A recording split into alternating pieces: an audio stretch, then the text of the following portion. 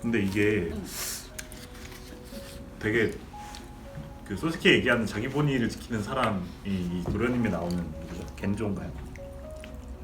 이게 되게 멋있다는 생각이 들었는데 네. 소세키도 약간 이걸 그러니까 이런 삶을 바라고 자기는 살지 못하지만 이런 삶이 자기 본인의 삶이다 이걸 보여주기 위해서 한 거겠지? 전 도련님이 참 마음에 들어요. 어떤 점이 마음에 드세요? 멋지잖아요. 어떤 점이 멋지시냐고요? 저는 제일 재밌었던 멋졌던 거는 많은 사람들이 선생다움, 뭐 학생다움, 뭐 아들다움 이런 것들을 다 요구를 하지만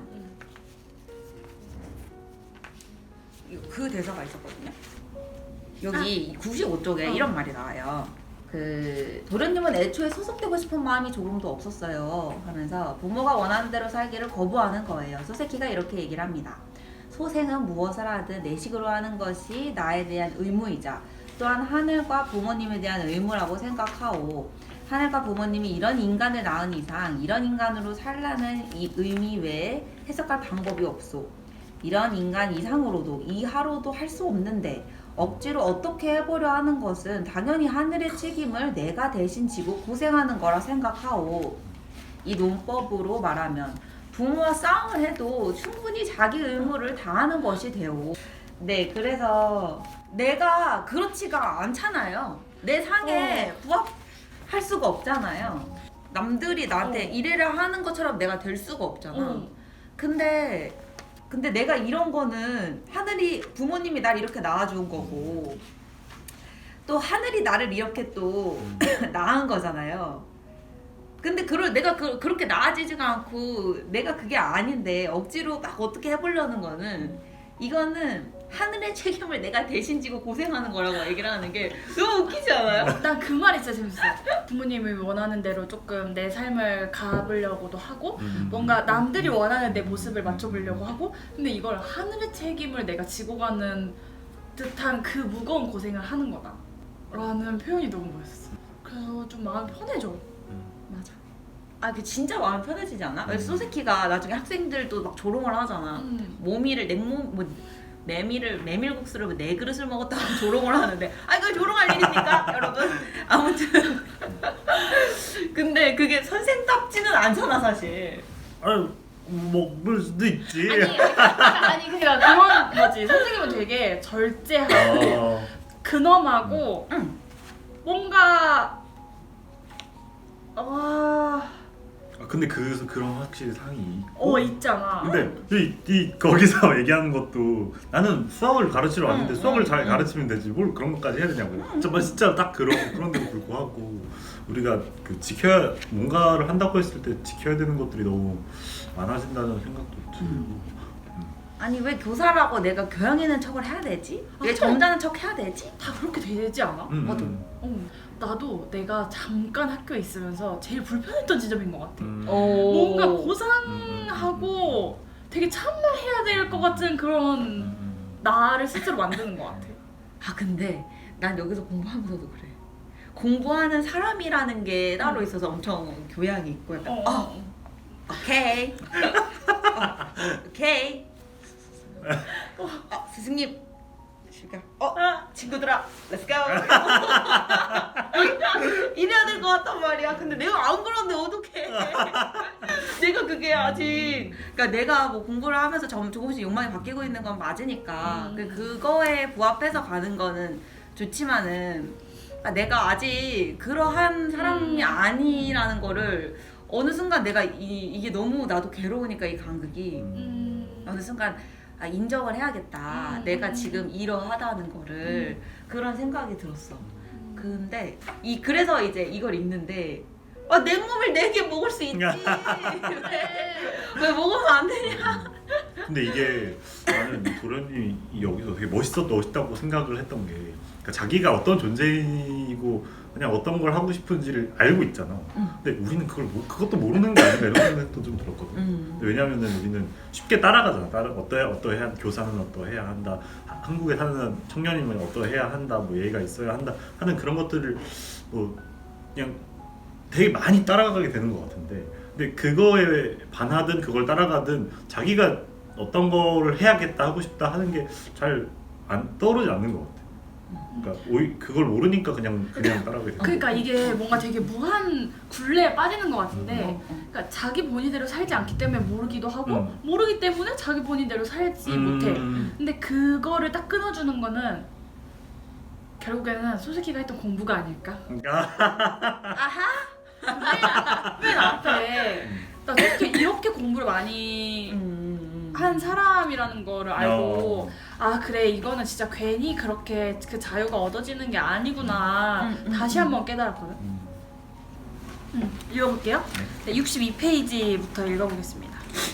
소세키는 니체에게서 영향을 많이 받았는데 이 소세키의 작품을 루신이 많이 읽습니다. 영향도 많이 받았고요. 그래서인지 루신도 니체에 대한 이해가 깊습니다. 니체뿐만 아니라 낭만과 문학이나 서구의 철학, 과학 같은 학문을 다 섭렵했어요.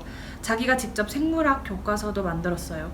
게다가 전통사회의 학문 있잖아요. 사기, 춘추 좌시전, 사서삼경 이런 전통 학문에 대한 공부도 그냥 대강 한 게 아니라 거의 전공 수준으로 깊이 파고들었어요. 상고시대부터 청나라 때까지 문학을 깊이 연구했는데 어떤 분야의 학문을 전공하는 것과 달리 문사철을 다 포괄하는 거죠. 한마디로 동서양의 문사철을 다 섭렵하고 그 수준도 전공 연구자보다 훨씬 더 깊다는 겁니다. 그냥 남의 걸 되풀이하는 게 아니라 자기가 직접 읽고 정리한 걸 글로 다 써서 남겼어요. 이런 걸 보면 시대를 고민하고 자기 길을 찾는다는 건 쉽게 되는 건 아니라는 걸 알 수 있습니다. 문명과 전통 사회 너머에서 새로운 길을 찾아가는 사람은 게을러서는 안 된다는 거죠. 진짜 부지런하게 고민하고 공부해야 돼요. 아 근데 진짜 우리는 어떻게 보면 어떡하지 이런 뭔가 질문만 계속 반복적으로 던지고 그 질문을 해결하려고 뭘 어떻게 해야 되는지를 또 모르는데 어쨌든 그 자유의 길을 새로운 길을 찾기 위해서는 정말 이렇게나 공부를 많이 해야 되는구나 그런 생각이 좀 들었어. 근데 좀 신기한 것 같다는 생각 드는 게 뭐 루시는 잘 모르겠지만 소세키 같은 경우에는 자기 본의를 쫓아가야 한다는 얘기를 하는 사람인데 그걸 하기 위해서 옛날부터 쌓아져왔던 학문들을 공부한다는 것도 좀 재밌지 않아?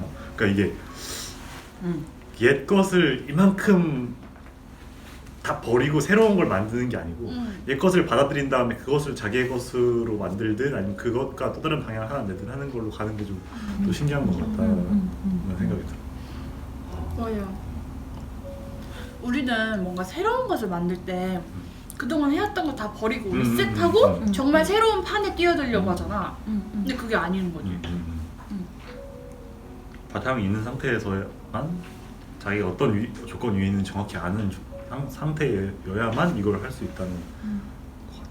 그러니까 우리는 그냥 내가 왜 자의식이 이만큼 많은지 왜 끌려다닐 수밖에 없는지를 잘 모른다는 생각도 좀 들고 그러니까 그냥 사람들이 말하는 야 이게 최신의 것이야 하는 것만 자꾸 쫓아가게 되는 게 있는데 자기가 어떤 위치에 왜 있게 됐는지를 알게 되면은 아 여기서 이걸 좀 더 찾아봐야겠다 이런 게 자꾸 보이게 되는 것 같고 그러니까 이제 이런 루신 같은 경우에도 거의 전공 수준으로 그런 공부를 했다고 하는 것도 그러니까 거기에 대한 절실함이 있으니까 이 정도까지 했겠다는 생각도 드는 것 같아. 그러니까 그냥 일단 해봐야지 하는 걸로는 안 됐을 것 같거든. 자기가 이런 상황에 있으니까 아, 이런 상황에 배경이 되는 것도 한번 배워봐야겠다 이렇게 생각했을 것 같고. 근데 막 그런 거 있잖아. 그냥 그런 말. 뭐 과거를 잊은 민족에게 미래는 없다. 근데 그 말이 어떤 한 개인의 역사에서도 똑같이 적용되는 것 같아. 나는 항상 지나간 것들은 좀 가치가 떨어지는 것? 이라고 많이 생각했던 것 같아. 그래서 나는 실제로 막 그땐 좋다고 사진을 막 찍어. 어디 놀러 가면 사진 엄청 찍잖아. 갔다 오면 사진 안 봐. 맞아. 그리고 막 앞으로 어떻게 하지 이런 고민을 막 여기 앞에서 막 손을 뻗어서 찾는 느낌인데 그거의 답을 과거에서 찾을 생각을 한 번도 안 하거든. 뭔가 새로운 외부에서 항상 찾으려고 하지. 근데 그러니까 정말 어떻게 해야 될지 모르겠는 거야. 근데 어쨌든 올해 글을 쓰면서 그러니까 내 과거를 계속 돌아보게 되잖아. 난 어떤 사건에서 어떤 감정을 느꼈지? 왜 그런 생각을 했지? 그 생각의 밑에는 어떤 욕망이 있었지? 이걸 계속 돌아보니까 아 내가 앞으로 어디로 나아가야 될지 조금 시야가 트인 느낌이 드는 거야. 이렇게 계속하면 내가 스스로도 좀 내 삶에 많이 개입할 수 있겠다 이런 생각이 진짜 드는 거야. 그래서 그 역사로부터 좀 거슬러 올라 어떻게 왔는지 를 보는 것도 되게 중요하다는 생각이 좀 들었어. 여기서 그 새로운 나를 만드는 거 그게 되게 중요하잖아. 자기 본위에서 자기의 독특한 길을 만들어내는 것, 단 하나의 이례적 실천이 사실 되게 중요하고, 그래서 이제 누구도 모방할 수 없는 단독자의 길이라고도 얘기를 하는데, 근데 이렇게 새로운 길을 내 길을 만들어낸다는 거에는 방금 친구들이 얘기해준 것처럼, 그러니까 진짜 새로운 길이라고 진짜 그냥 허공에서 만들어지는 게 맞아. 아니다. 근데 그러려면 부단히 공부해야 하고 지금의 나도 계속 인지를 해야 하고 계속 뭔가 배워야겠다는 생각이 들었어요. 그거랑 연결돼서 나오는 것 같아. 그 말이랑 연결돼서 75쪽에 그러니까 개인의 해방, 우리가 생각하는 새로운 길을 찾는다는 거. 개인이 해방되어야 된다면 우리가 이 길을 찾아가야 되겠죠. 고모리 요이치는 기존의 모든 사람이 사고하는 방식을 끝까지 회의하고 철저하게 그 시비를 밝힌 다음 스스로 주장하는 것이 있다면 비록 외톨이가 될지라도 감히 실천한다는 단독성을 품고 살아가겠다는 각오가 되어 있어야만 자기 본위가 가능하다고 얘기해요. 이건 좀 니체 느낌이긴 한데 영향을 받은 것 같긴 한데, 그러니까 그 새로운 길을 찾는다는 거는 결국 지금까지 우리가 어떤 방식으로 살아왔는지를 돌아보는 것에서부터 시작한다. 그러니까 진짜 이 전도 그렇고 내가 좀 계산을 때려봐야 되잖아. 그러니까 이렇게 사는 게 나한테 좋은지 그러려면 지금의 나도 볼 수 있어야 되고 내가 어떤 사람인지 또 어떤 배경을 가진 사람이고 이제 어떤 거 위에서 살고 있는지도 봐야 되지만, 그래서 이런 내가 어떻게 좀 살아가고 싶은지를 알려면 진짜 이 수많은 방법들을 이미 탐색을 했던 과거의 그런 고전들이 많잖아. 그런 것들도 진짜 확실히, 그래서 내가 이것도 한번 시도해보고 저것도 시도해보고 맞아. 그런 자기 곡괭이로 진짜 파는 그런 느낌? 그게 진짜 있어야겠다. 단독자의 길이 그런 길이겠다는 생각이 들어요.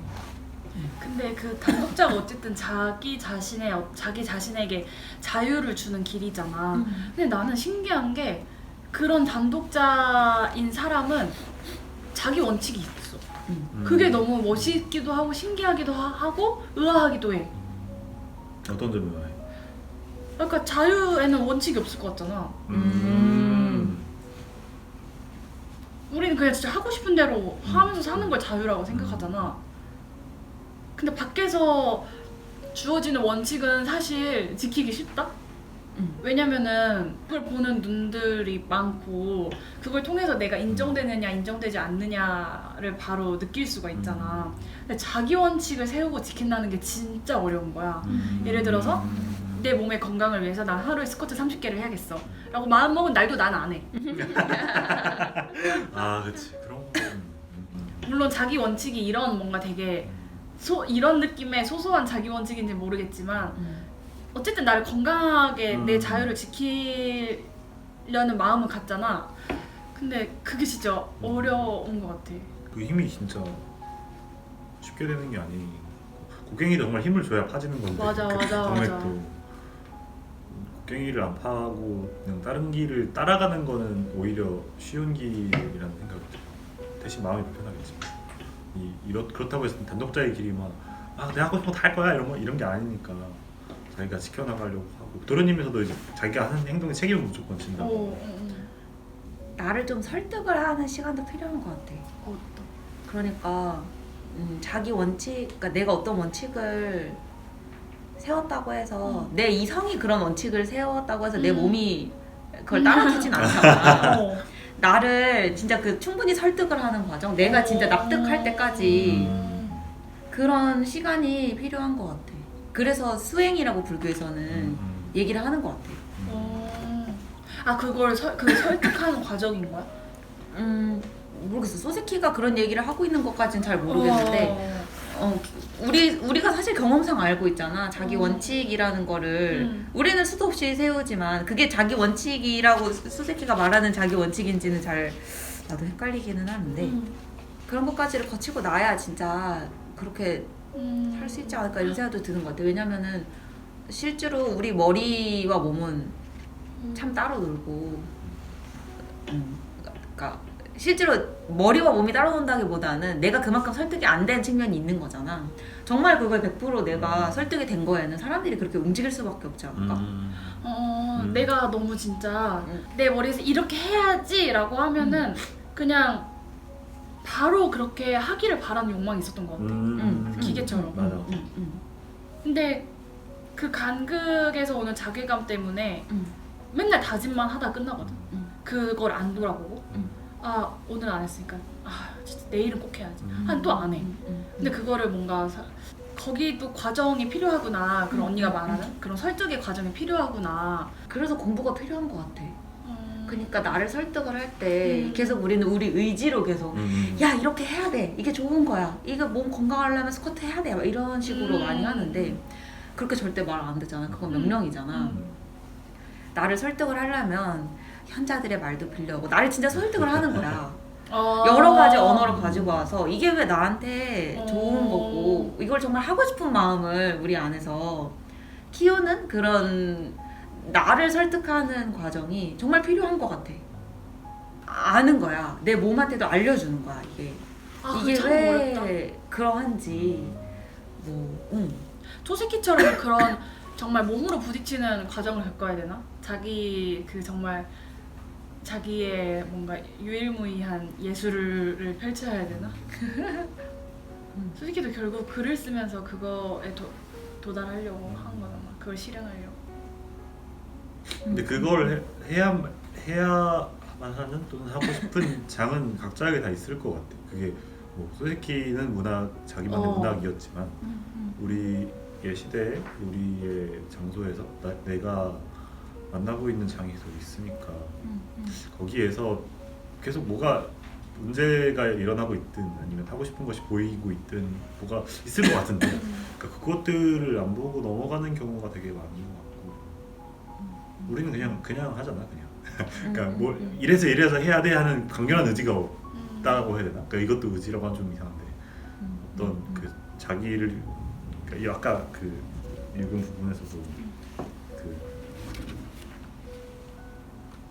기존의 모든 사람이 사고하는 방식을 끝까지 회의하고 철저하게 그 시비를 밝힌 다음 스스로 주장하는 것이 있다면 외톨이가 될지라도 하라는 그 단독자가 되라는 이런 말들도 그 시비를 가리는 것도 우리한테는 별로 귀찮거나 또는 하지 않거나 이게 너무 세서 맞아. 자신이 없잖아. 그러니까 사회가 하라는 걸 해도 자기가 자신 있게 하면 소세키 방식대로는 크게 상관없지 괜찮지 않을까 생각이 드는데 뭘 하든 자신도 없는 것 같아. 그러니까 자꾸 확인을 받으려고 하는 것도 있고. 근데 그런 식으로 자기가 이것이 왜 해야 되는가가 자기에게 충분히 설득을 한다는 것처럼 납득이 돼야 되는 것 같고 뭘 하든 그러니까 소세키가 반드시 사회에 반하라 이런 것도 아니잖아. 그러니까 이 도련님에 나온 그 도련님 같은 경우에도 가족으로부터 가족과 안 맞기 때문에 반하지만 또 그 다음에 학교에 들어가서 학교 교사가 되면서 사회 속에 있으면서도 자기 건 계속 지키는 그 줄타기를 계속 하는 그런 게 있어가지고 그러니까 그게 자기한테 분명하게 의미가 있게 될 때까지 정리를 하는 작업이 꼭 필요한 것 같다.